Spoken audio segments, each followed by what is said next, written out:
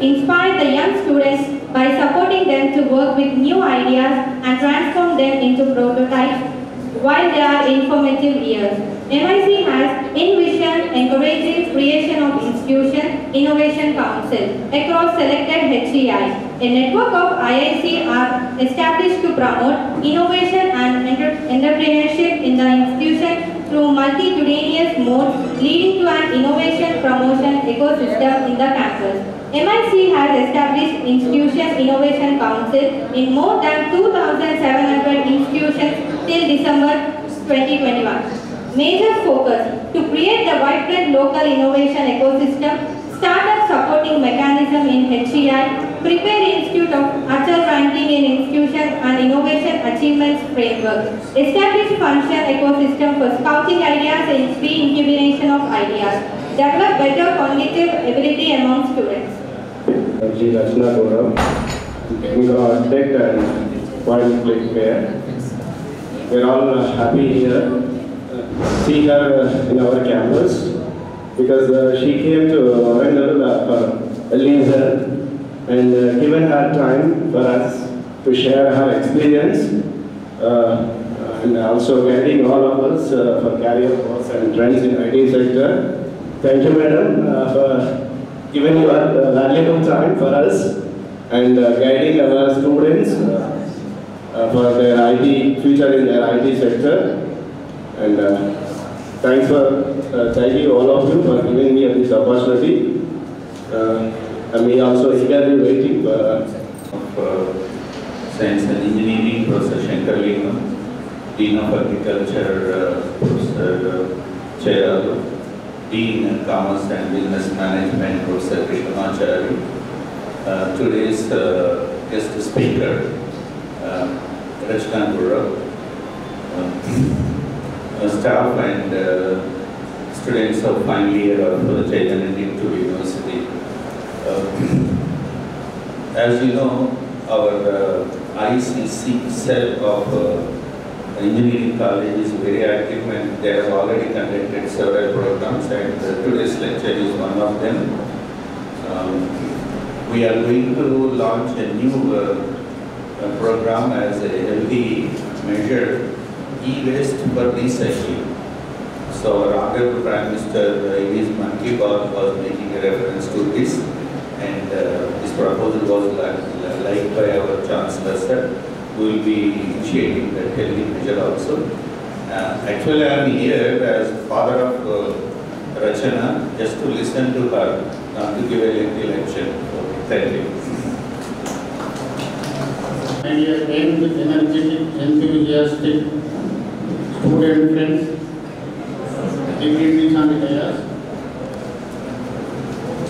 I am very happy to associate myself with this innovative program arranged career paths and trends in IT sector. Now you are all pursuing engineering education or whatever education. Ultimately, every student should have value addition. What do you mean by value addition? Your value should be increased. You all have some value in this. Everybody will have his own value or her own value. But how to increase more value to the existing value? That consists of three things: increasing the knowledge, development of skills, and also changing the attitude, changing the personality. mindset, character, behavior and thinking. So therefore, what is important for a student is, we say according to Vivekananda, knowledge increase should be increased, character building should be there, willpower should be there, confidence should be there.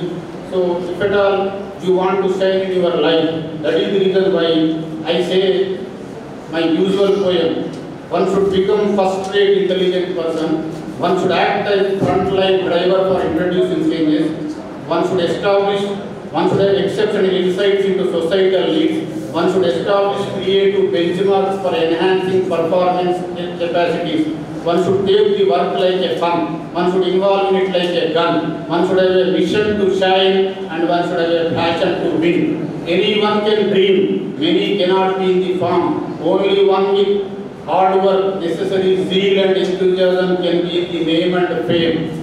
Journey for progress, struggle for success, shoulder the responsibility, yield will be higher. Build the confidence, world is yours. Conquer the world with your competency and values. By the goodwill, sky is the limit. Maintain your character to shine in your life and maintain the balance to brighten your future.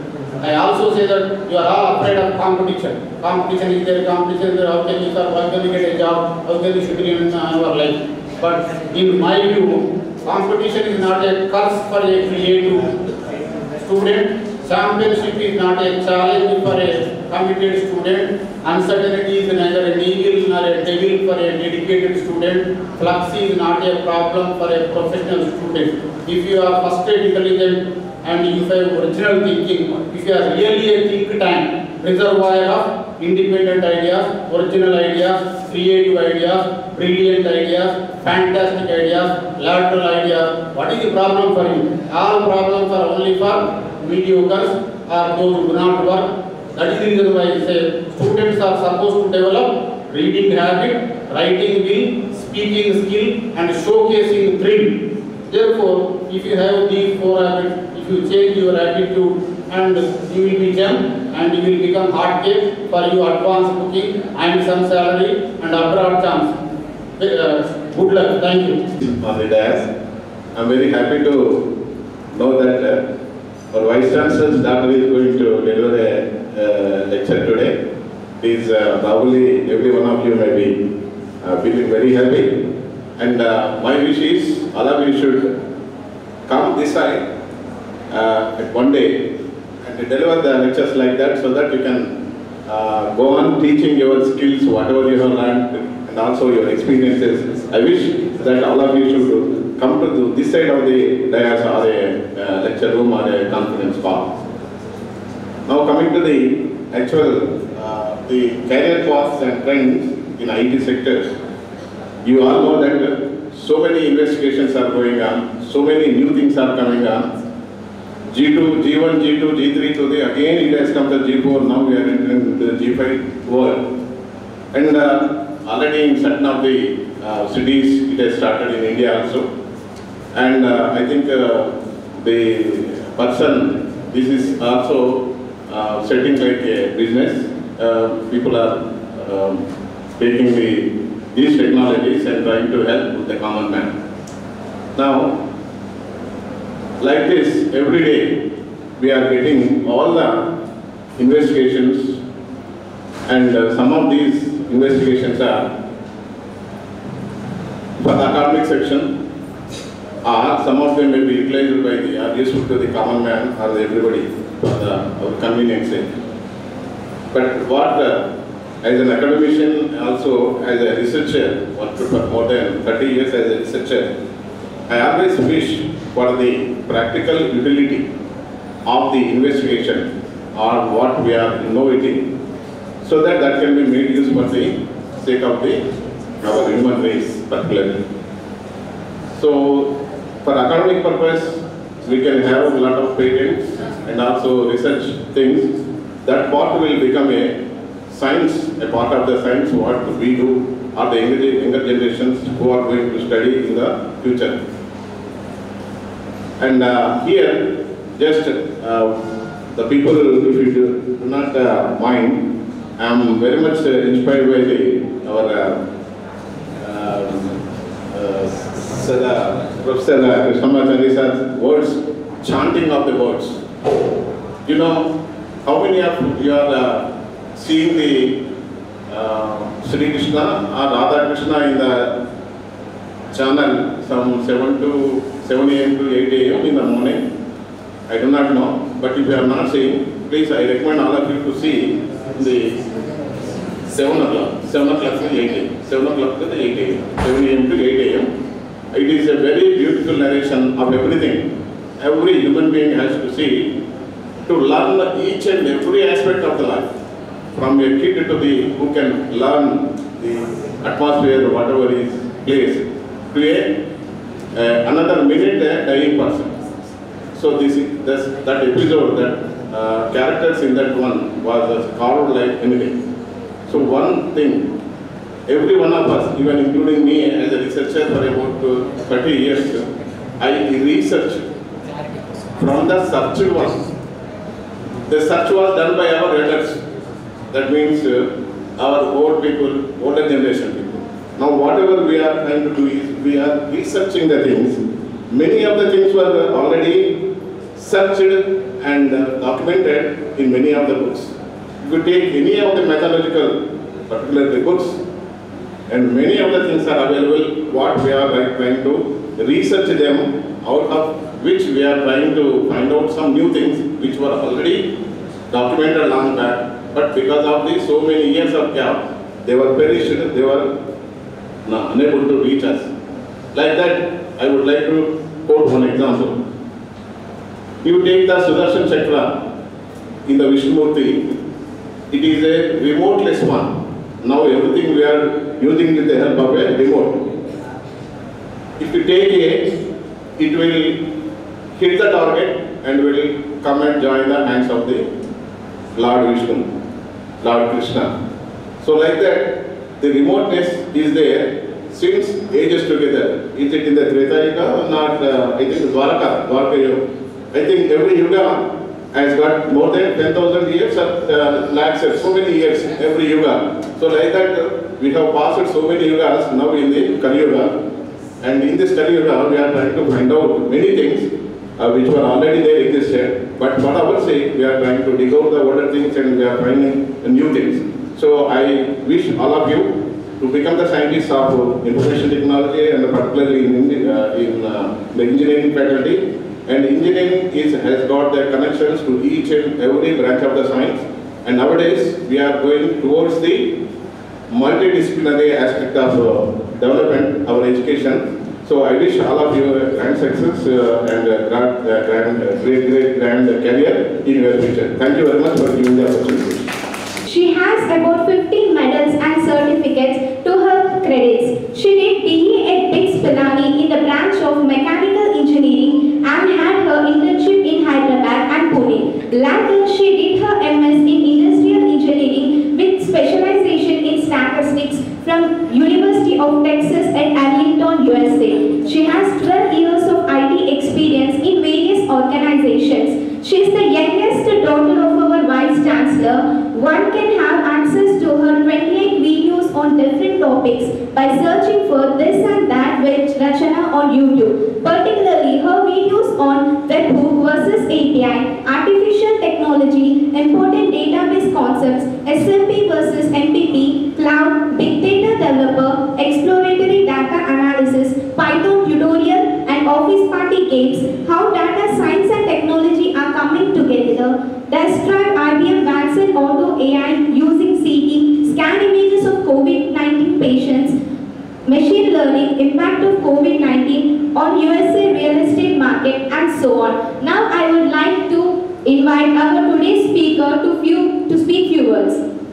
The respected guest speakers who took their valuable time from today's schedule and decided to attend this seminar today, and each one of you for making the choice of attending this seminar on different career paths and IT trends in IT. I don't have a PowerPoint or I don't have a write-up, but I'll do my best to make sure that each one of you learns something new or probably find this seminar useful in your career or in your future paths, whichever you decide to take. So as was already mentioned a little bit about me, I did my schooling here, and I did my undergrad in Pilani, and I moved to US for my master's. But the transition was very organic. Like even if I did my BE in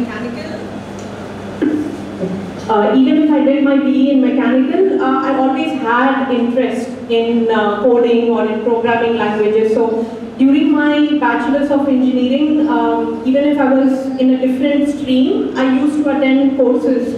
Like there was NIIT back then. So whenever I used to come down to visit my parents, I used to take courses and kind of not waste my summer holidays that way.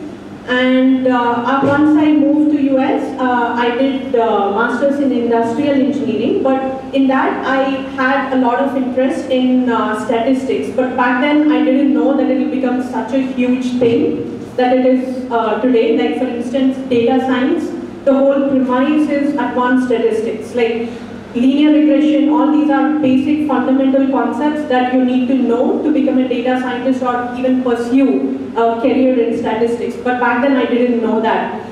But when I graduated, there were very, very restrictive choices in statistics.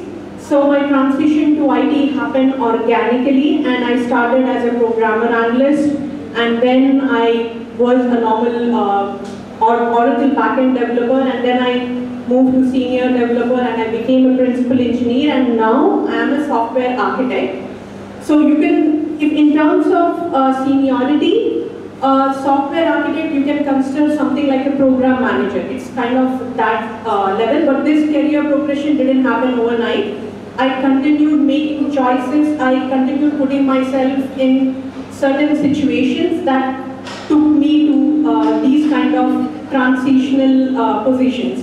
But I wouldn't just quote it blankly. I'll give you some examples what choices or what decisions I've made along the way that made this feasible for me, and even if you decide to go this route, it will be feasible for you as well. Since the topic is about career paths and IT trends, I wanted to touch base on that so that you don't have to be interested in architecture or anything. You might just be someone who likes to keep to yourself, who want to be glued to your PC, and you want to be left alone, and you are happy doing the individual contributor role. So there is a lot for everyone and for every interest. And as you can see, or as you have, is that okay?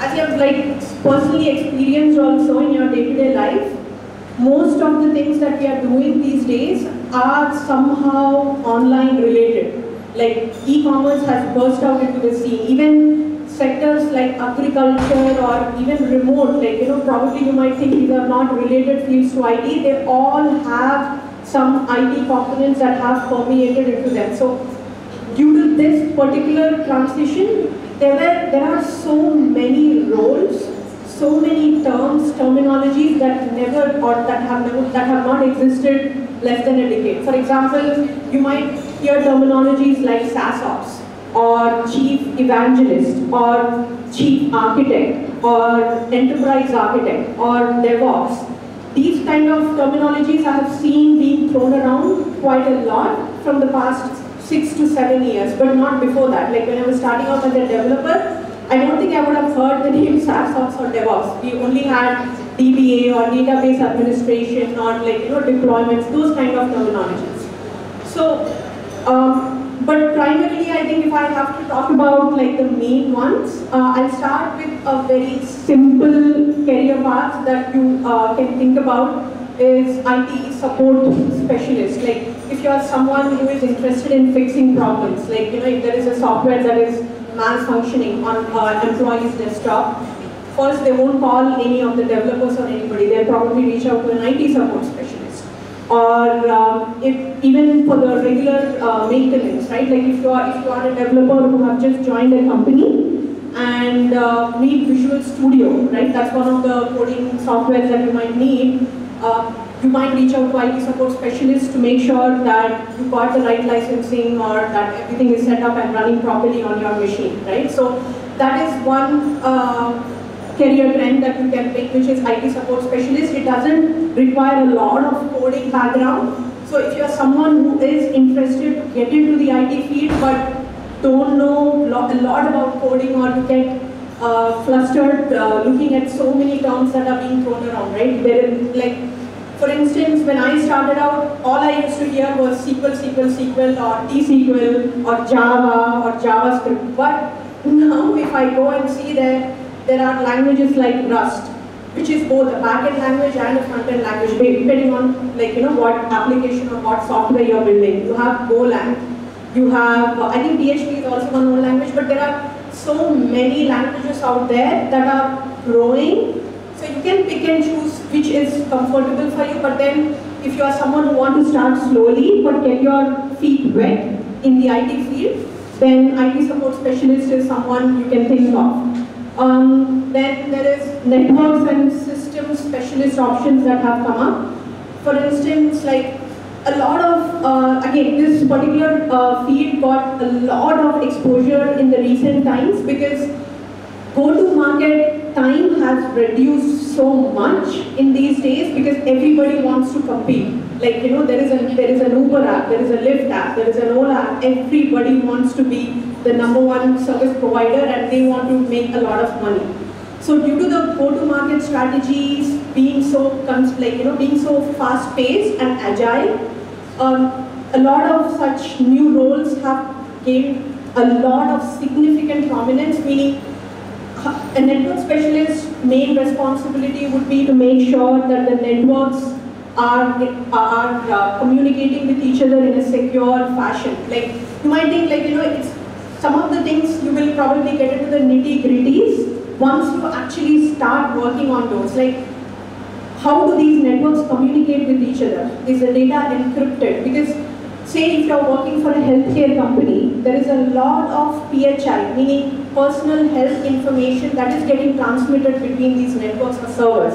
And that data needs to be encrypted in transit, encrypted at rest by default. There is no other way around it, or else there are legal complications around it, or you might get sued, or a lot of things come up. So this whole prominence has tenfolded like anything due to this cloud go-to-market strategies being so much agile these days. And also, like, there is a lot of cloud adoption that most of the organizations are doing. So you might hear jargons or terminologies like VPN, virtual private network. They want to make sure that all the connections happening into their servers are authorized, authenticated, and secure. For the very reason, like, you are dealing with very important data, and you cannot afford to have an unauthorized access to your data sitting on those systems or sitting on those networks. You also keep hearing terminologies like systems architect. There is a lot of overlapping of these roles can happen, especially in smaller companies like PointClilk. Initially, I was a little bit of professional background before I tell why the roles will be overlapped.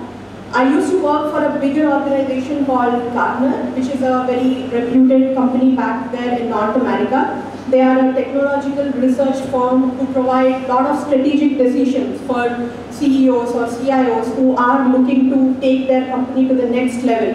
So when I was making the move to PointClilk, I was like, okay, I did my engineering in Pilani, I'm working in Gartner, I'm moving to a lesser known company like PointClilk, which probably people might not know outside of Canada.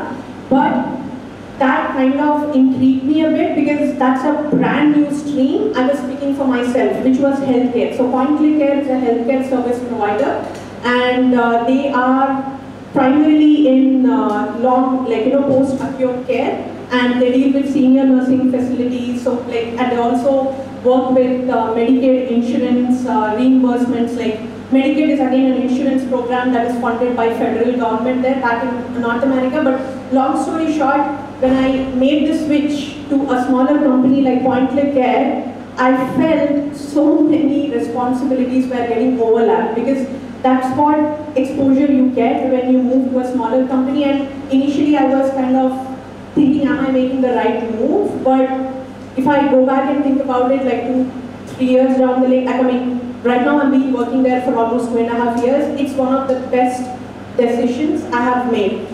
I should have made that decision long before that, because I was kind of very comfortable in Gartner. Like, I knew what the company is about and I knew what I was doing, but I did not put myself out there. So, but then I realized, like, there is a lot of stuff happening around me and I only know just one stream. Like, as I mentioned before, I was primarily working as a back-end developer. So most of my day-to-day duties involved working with databases, coding, and only regarding data and analytics. And I was also working in few data science-related projects, but that's it. But that's pretty much it.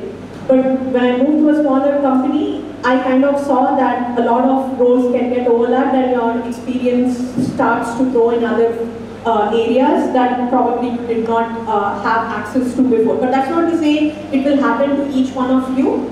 It's just one of the experiences that I have personally felt and that has benefited me for sure.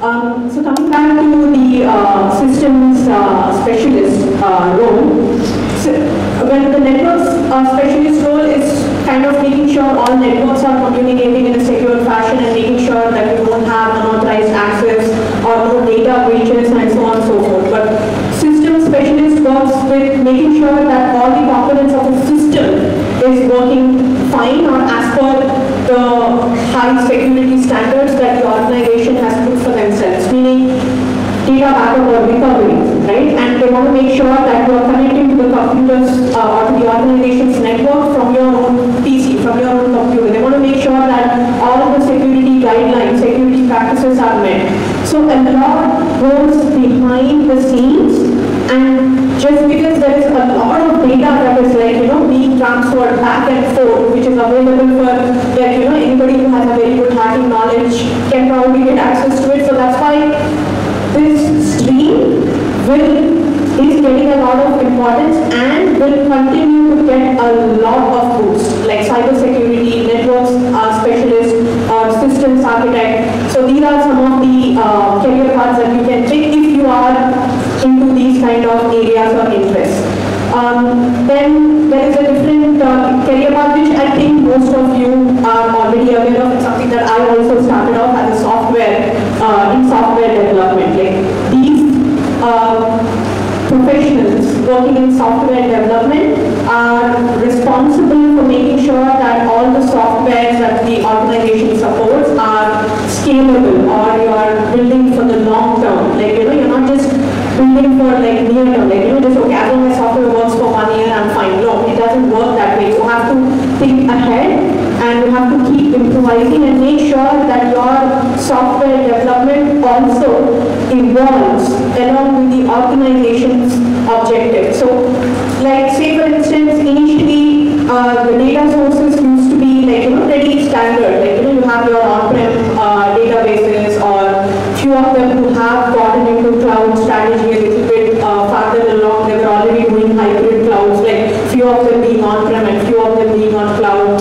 But the number of data sources, the types of data sources have also increased tenfold. Like, for instance, you have Internet of Things devices like sensors. You are getting data like structured data, unstructured data. A lot of this data is getting ingested into your systems, but you have to build softwares that are able to kind of tackle with all these different forms of data and making sure that you are making the data accessible for the next line of people that are in data analytics. Like, if you are someone who is interested in data analytics or who wants to be like a data scientist or a data analyst, these are also some of the terms that you might have heard of. Like, for instance, data scientist works with kind of making the data work for building models, like machine learning models, providing a prediction. Like, I'll give you an example. For instance, a data scientist might work on,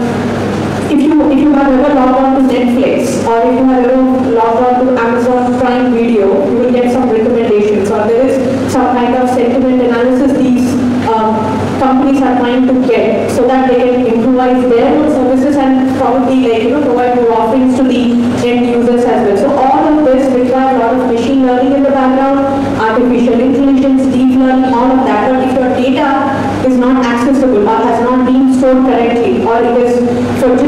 getting one model correct or getting like, a model has a lot of data points that are fed to it, and what if you don't have proper access to the data?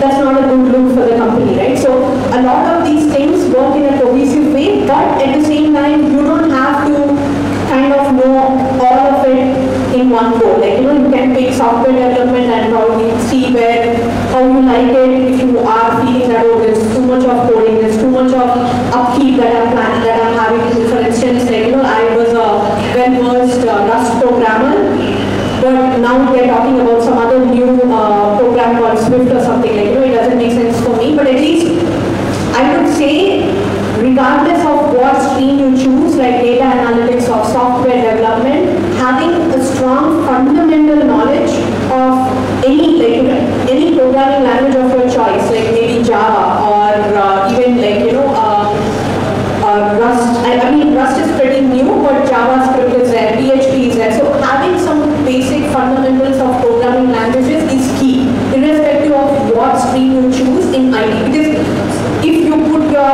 time and effort now, you will reap the benefits much later on, and you will probably, like, when you meet people from all walks of life, you don't necessarily have to know what exactly it does. Like, for instance, when I was talking to Mr. Dean just a few minutes back, he was talking about how his daughter or how his children engage in Salesforce. But I've never worked on Salesforce, but I know that it is a CR related tool. Like, it's a customer relationship management. It has a lot of modules on it. Like, it has marketing, retail, e-commerce. So I have a little bit of knowledge about it. So if you are interested in IT, make sure that you are following some trends and not getting overwhelmed also is super key.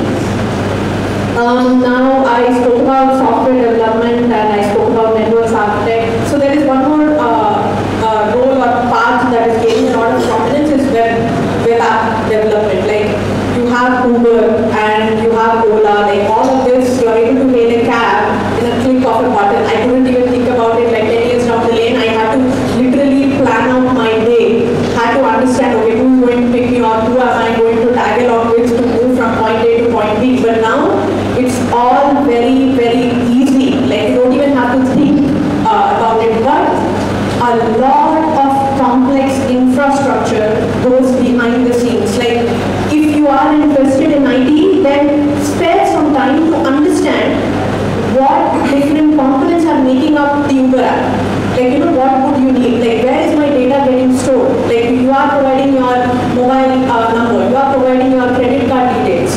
Like, where will it get stored? Because it is a very important data. They cannot just store it in an Excel spreadsheet or anything, and it is not scalable. Like, there are millions or if not billions of transactions happening on a regular basis. So if you are interested or if you want to get somewhere in this field, pick a favorite app of yours. Pick Spotify, pick YouTube. YouTube is like a gigantic system architecture that is so simplified for us, we don't even realize it. Like, it's a very complex framework which is super scalable because your response times are just like that. And some of their videos are 20 minutes long, 30 minutes long. How are they able to do it? Like, even the video that was uploaded 5 years ago, you can just go ahead, search for it and start watching it right away. How are they making sure that such a scale content is also readily accessible for users who are searching for it? So if you are someone spending a lot of time on Instagram, just go behind the scenes, just see what makes up this app, like on a very, very high level. Try to understand what happens the moment you log in, you sign up until you log out. Like, where is the session information getting stored? How are they making my sessions persist from one screen to another screen? Because you are not inputting your username and password in every other screen when you are moving from one page to another page. Some of these things probably are very given to us, but there is a huge complex framework of networks, systems, softwares, microservices, SaaS ops people getting involved, DevOps getting people involved to make sure that you as an end user are getting that authentic experience that makes you come back to the service again and again. Like, they want to retain you because they believe that user retention is of primary importance for them. So you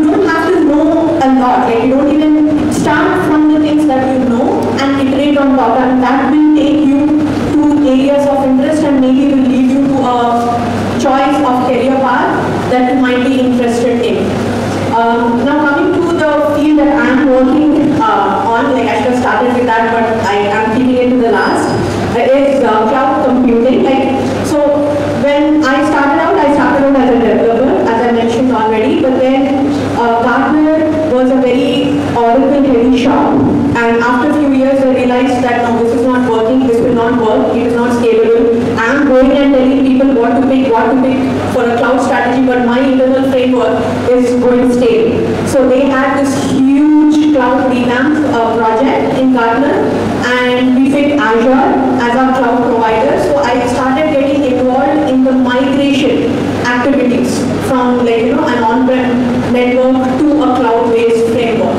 So that's when I started kind of getting my feet wet in that, and I realized this is something that I can probably work in. Like they say, do what you love, but not everybody might be lucky to do what you love. So do what you can at least tolerate on a day-to-day basis. Like it should not be like, oh man, I have to log into my laptop and I have to talk to these people who I don't like talking to, or I have to code for a program which I hate and I know this will break in production.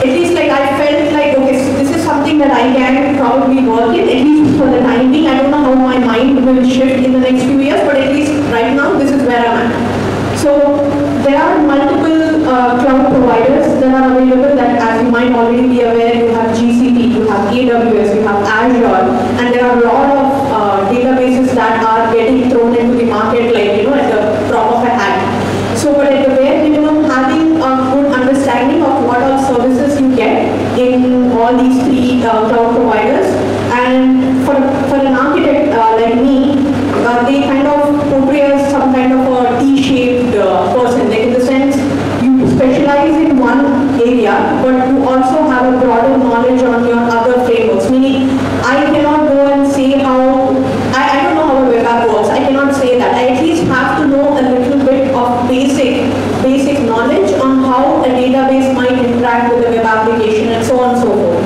right? So and also I always kind of think in my head that architects have given a rewording to this famous adage, jack of all trades, master of none, but it is jack of all trades and master of one. So as long as you can kind of keep your feet wet and understand how all these systems are communicating and just have a light idea. Like for instance, my specialization happens to be data and analytics for obvious reasons, because that's where I primarily worked on, I'm more comfortable with, and I'm not pushing my boundaries too much. They keep saying push yourself out of comfort zone, but don't push too much because you'll fall. So push yourself in a way that you're comfortable, do it in a step-by-step way, so that you kind of are walking in the dark, but it's easy. It's not like completely you're shooting in the dark at least, right? So in cloud computing, that I kind of had interest in Azure frameworks, and I was primarily concentrating on Azure frameworks, and I still do. But from time to time, we are tasked with comparing service providers, meaning there is Azure Cognitive Service, example, right? They are also into machine learning, and as I mentioned, PointClilk is related to healthcare software, right? So there was a task of scanning the assessments and notes for tags, for interesting information that the company can use, right? But that particular sifting or getting valuable insights from data can be done by any cloud service provider, right? So, and most of the companies, interestingly, they don't want to be a one-stop shop, meaning they don't simply want to rely on Azure, because you are completely reliant on them. Like for instance, your software patches will be probably dependent on when Azure is doing patches, right? So for instance, so that's why they try to go with multi-cloud strategy. They want to also try out some AWS services. They also want to keep Azure, but in our company, mostly is Azure. But we do search or we do try out POCs in multiple service providers. Like as I mentioned, Azure Cognitive Service is there, but the equivalent of Azure, I think it is AWS Comprehend. So you just keep an idea of what service providers are there, what they do. Like I was sitting in Mr. Dean's office, and he had this elemental media services photos on his desk. So that service is actually I did a small quick study on what that service does, and I used Formula One quite a lot this season. I again renewed my interest in Formula One, so I was watching that. But the reason I even quote that is AWS is heavily invested in Formula One. Like they literally spend hours together, like to upload all the Formula One previous videos to get valuable insights on all those Formula One videos. So they are the preferred cloud provider partner for the official Formula One. So all of this is kind of like, I'm not saying that this is something that you will have to do every day, but it's a lightweight work that you might have to do and keep observing the trends. Like as in like, right now I probably would have given like 6 to 7 career paths, and every career path is different, but at the same time having an overview knowledge on all of them to an extent will guide you better in making your career choices, because I didn't have that exposure back then. But now I feel like, man, I should have got 5 years back of my career, or probably 7 to 8 years back of my career, because I was complacent in few years of my career, thinking that we can stick with Oracle backend knowledge for 5 years or 6 years, but it is not like that. If you are interested in like day-to-day responsibilities of a software architect, it's like majority of our work goes on conducting POCs, as I mentioned already, talking to a lot of people. You should be able to talk about how the system works to a person with a non-technical knowledge, and also go into the nitty-gritties of what technical complexities your solution is going to solve. For instance, I'll give you an example where we were just getting some attribution file from one of our third-party vendors. If you think about it, it's a normal thing. You get a file, you'll use it, you'll just do some aggregation on top of it and pop it up, right, on the report. But a lot of complexity started getting involved because that attribution had PHI data. So you cannot just let the data sit on a folder. It has to be encrypted. Now, if it is encrypted, then who will do the decryption? If someone in some team is signing up for decryption, what language would you choose? Would it solve, or would it be in accordance with the microservices architecture that has already been implemented in the organization or not? So things start getting iterated or complicated within no time, but that's the nature of it. So that is one aspect of software architect.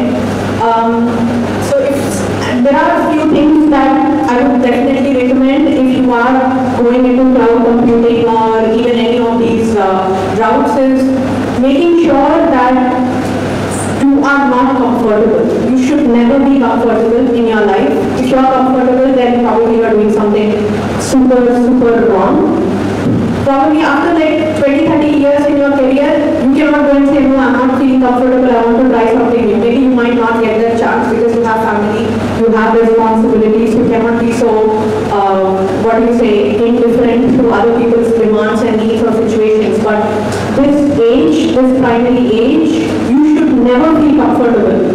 Get embarrassed, ask a stupid question, or code in a language that you are completely unaware of. Like as I mentioned, Rust, that even I don't know how to code in Rust. I'm super comfortable in Python, and I know a little bit of Java, I know a little bit of JavaScript, but I don't know Rust. But if I get time, which again, we have to make time, but right now you have the luxury of time. So try to keep yourself, again, as I said, don't push yourself too much out of comfort zone, a little bit, step by step, and have a mentor. Like obviously you don't want to pick a mentor who is just right at your level, or you don't want to pick someone who might not provide some guidance, like the guidance that you're looking for. Pick a mentor that will be able to put you in situations or guide you in situations that might take you to your target or to your goal for the next 3 years or 5 years. Like for instance, I had a mentor back down in Gartner, and that happened organically. Like I kind of saw what projects he was getting involved in, and I used to ask him, like, okay, fine, what are you doing? Like what projects you are getting involved in? He used to give me slight context about it, and if I was interested, I used to put my name up there, and he's like, okay, sometimes they might need to do a quick small task. For that, they don't want to hire a full new developer or ask some other manager to get that particular resource in their team. So I used to contribute for like 2-3 days, things like that. Find a mentor that can guide you in the right direction.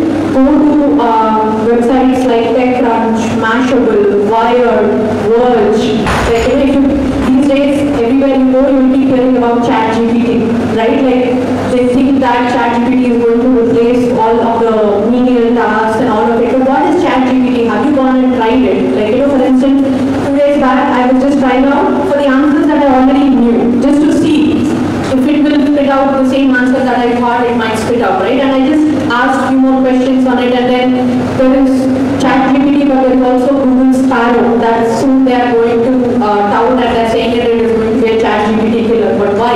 Why it is going to be a ChatGPT killer? You don't have to go and write a thesis on all of this, because maybe this is not something that you might work on, but it will keep you interested in the field of IT. It will make you feel belonged, or you feel that you are doing something great or something more meaningful that is making an impact in the society, right? It will keep your interest levels up high, because you are you don't have to personally know them, but they are also in your field of IT, so you feel that they are your own community people, so you feel more interested to kind of learn new concepts and ChatGPT is a project, open source project by OpenAI. Now what does OpenAI do? Like, they have a lot of other projects in the streamline. They got billions of dollars of funding from a huge, many companies. So what are they doing for them to get billions of dollars of funding? So all information is out there. Like, since you have the luxury of time, you can go and search for it. It doesn't have to be every day, but at least, try to see what are the keywords, trend jargons that are getting thrown around in the market, and what problems they are, choosing to solve from all these. So, yeah. For the stages of your growth, individual growth, and how you can access an IT job, how you are supposed to learn, what are the various stages and all. Thank you, ma'am, for spending your valuable time over here. Thank you once again. Now it's time to show a deep respect and gratitude for our today's speaker on career paths and trends in IT sector. So I'd like to request ma'am to please accept this small token of gratitude on behalf of Chaitanya University. I request our Vice Chancellor, Sir, Professor Sri Damodar Garu, the Dean, Professor